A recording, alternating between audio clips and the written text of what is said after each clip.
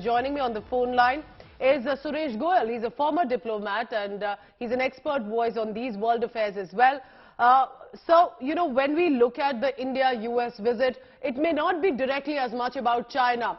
But do you think there is a messaging also here with the India-US friendship that's definitely getting closer, specifically in defense deals? I think there are many issues here. Defense deals will be part of it really.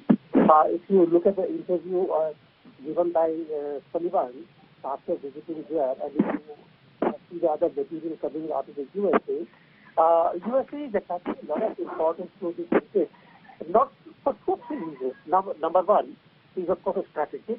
Indo-Pacific, Indian Ocean, and the presence of China's aggressive move in the area are a part of it.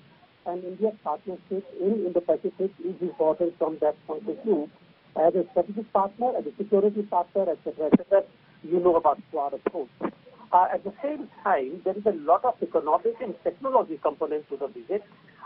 You remember that Indo-Pacific Economic Forum was established by China, essentially to create the economic connectivity and the resilience of the economic change, and India plays an important role. I don't think USA would have agreed to supply technology or transfer technology to India unless they knew that this would have spin-off effects in the region and would promote connectivity, economic connectivity among the different countries. Number two, technology transfer is something very, very good, but there are many areas that we're still waiting. For example, if you remember about the nuclear technology, because of the liability law that we have in India, it has not certified as yet.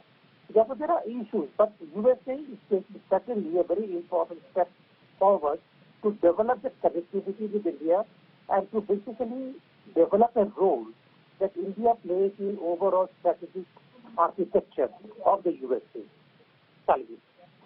So also, sir, I'm very curious to see how the visit, of course, goes ahead and what kind of announcements are made. But do you think this reflects a certain changing global order where the USA is making clearly attempts to befriend India, to kind of make it look like with this state visit that it's one of a strategic ally as well? Of course. And let us remember that you don't clap with one hand. Therefore, India will have to also reciprocate and look at what actually the USA needs in the partnership without becoming part of a very tight place where you can't, you don't have other options. So it's a game to be played. It's a very fine-tuned foreign policy structure. Let us see what the outcomes are. But important thing really in this case is that unlike in the past, there is a real desire from the USA to promote the relationship, and we need to take advantage of this opportunity. Why do you say that, sir? And I want to understand that when you say we need to take advantage of this opportunity, would you want to elaborate on that, sir? You see, in the past, there have been so many breaks, there have been so many junctures. Earlier, if you remember, during Reagan time, even during Clinton time, our nuclear explosions and everything, we were seen basically as part of the Soviet camp at that time.